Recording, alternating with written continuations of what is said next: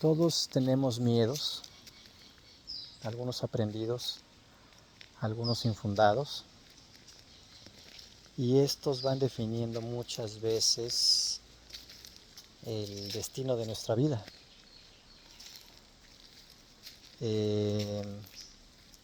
Normalmente tenemos miedo a la pérdida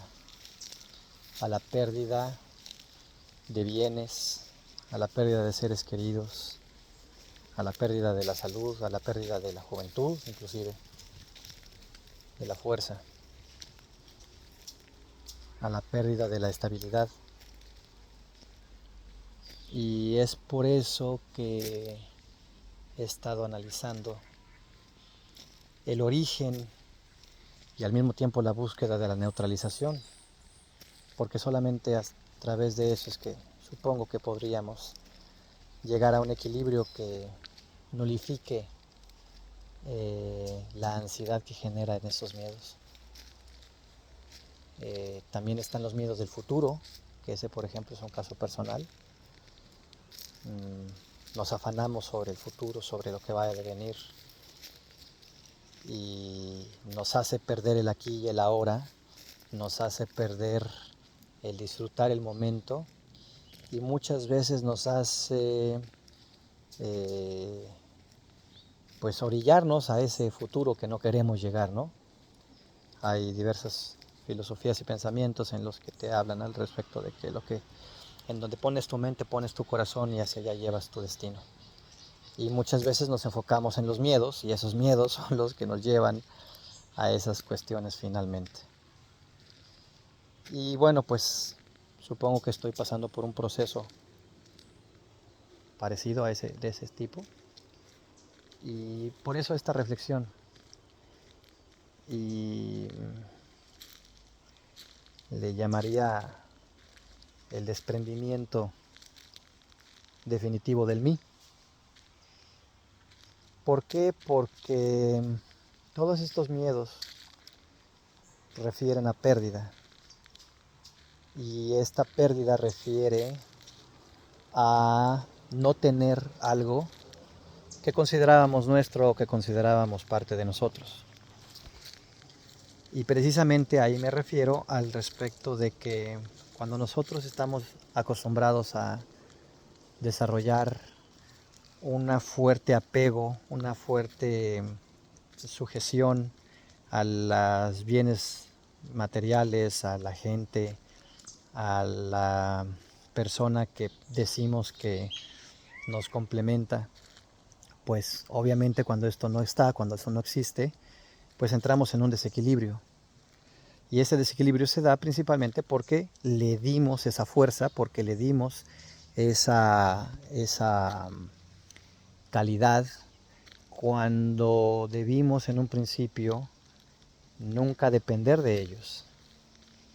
Y entonces caigo en la cuenta de que cuando consideramos que es mi auto, mi mujer, mi cuerpo inclusive, mi X, automáticamente nos estamos autoprogramando para definirlo como una posesión que dicta o que rige nuestra estabilidad. A falta de esta posesión vamos a tener una desestabilidad, y esta desestabilidad nos va a generar sufrimiento. Y es un sufrimiento que nosotros nos autoimpusimos desde el momento en que nosotros consideramos que esas cosas eran pues nuestras, y por eso es que hablo del mí, porque culturalmente así se nos ha enseñado a pensar, a hablar, considerar. Cuando entendemos que todo esto es pasajero, cuando entendemos que nada es ni permanente y nada depende de nosotros. Y alguna vez escuché a algún sabio que estuvo en el Holocausto y que sobrevivió a estos campos de concentración, y que había dicho que había logrado mantenerse en equilibrio, aprendiendo a soltar desde un principio. Y obviamente se refería a su familia, a sus bienes, a su integridad, inclusive a su salud, y se dejó llevar. Y finalmente, no digo que no hubiera padecido, pero sobrellevó este padecimiento a un grado de estabilidad mental. Y esta estabilidad mental te produce un equilibrio de vida, porque entonces caemos en cuenta que todos esos elementos son ilusiones que nos hacen creer que estamos bien, cuando la verdadera estabilidad y la verdadera bienestar se encuentra dentro de nosotros. Y ese punto es el que nos lleva a que si no nos desprendemos y si no entrenamos nuestra mente para dejar de estarnos programando continuamente del mío, mío, mi, entonces vamos a tener una vida de sufrimiento, porque las cosas se acaban, las cosas se pierden, las cosas se transforman y nosotros seguimos el camino. Hay este proceso de duelo, conforme a la psicología moderna, que da 5 etapas, ¿no? La negación es el primero, el enojo es el segundo, la negociación es el tercero, la depresión es el cuarto y la aceptación es el quinto. Ahí yo he considerado que muchas veces hay gente que no llega a este punto de aceptación y más bien se quedan en un intermedio de resignación. Y es cuando no terminas de procesar esta situación y pues no te queda de otra y entonces vives con eso y vives con un dolor clavado, y a eso es a lo que yo le llamo resignación. Cuando finalmente te adaptas, aprendes, evolucionas, maduras y creces, entonces es cuando puedes considerar una aceptación. Obviamente cada situación, cada persona y cada momento va a definir qué tanto se generan estas etapas, ¿no? Hay gente que podrá tener la negación muy corta o muy larga. Conocí a una chica que no podía aceptar que su padre hubiese fallecido y estuvo 8 años en lamento y estaba en ese estado de negación, ¿no? Y bueno, algunos nos quedamos también en el enojo o en la negociación, ¿no? De que bueno, ¿y cómo podríamos hacerle? Y a lo mejor estamos en un tema de buscando un estira y afloje para que las cosas no sean tan graves. Y finalmente tenemos que buscar a toda costa brincarnos esa etapa de depresión que es natural, que también es inequívoca en nuestro proceso de vida como seres humanos, pero que a mi juicio pues es la que más también nos destruye, porque nos puede llevar a un círculo vicioso del cual nos lleve a otras condiciones, que nos lleve a otros duelos, que nos lleve a otro sufrimiento.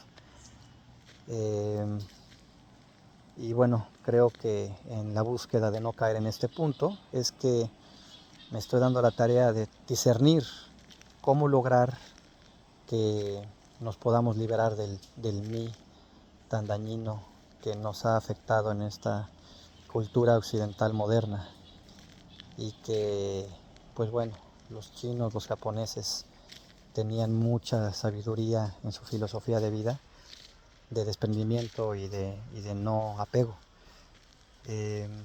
Y obviamente esto va a empezar a generar una serie de ejercicios que nos deben de llevar a un entrenamiento para que, Dios no lo quiera, pero cuando suceda alguna situación, tengamos un poquito más de entendimiento, tengamos un poquito más de entrenamiento en procesar y soltar con suavidad y aprender a disfrutar del ya no estar. Yo siempre lo platico y obviamente lo platico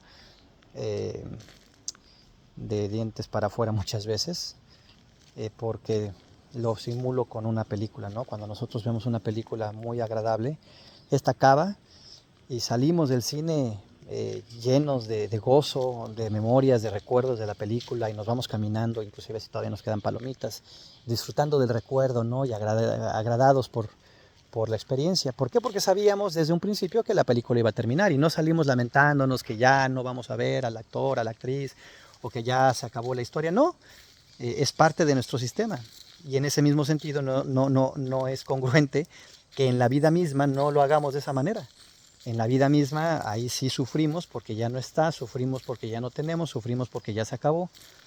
Cuando más bien a lo mejor lo que debimos de haber desde un principio considerado era que estamos en un estado pasajero, estamos en un estado de transición en el cual se nos da la bendición de poder gozarnos con una persona, gozarnos con una situación, y cuando no esté, llevarnos ese bonito sabor de boca y dar gracias, ¿no? Y obviamente, pues lo que venga y lo que venga de frente.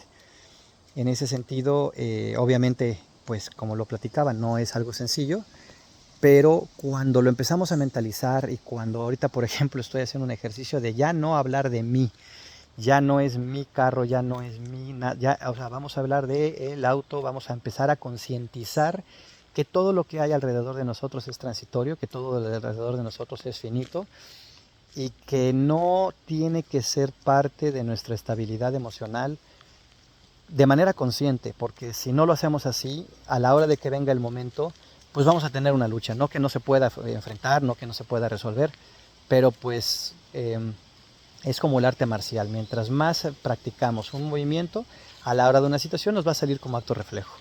Y en ese sentido, aquí pues nos pondremos a la tarea de empezar a concientizar estos hechos, empezar a disfrutar del aquí y del ahora, y dejarnos ya de pasados y futuros que no existen y esperar que el presente se nos haga continuo.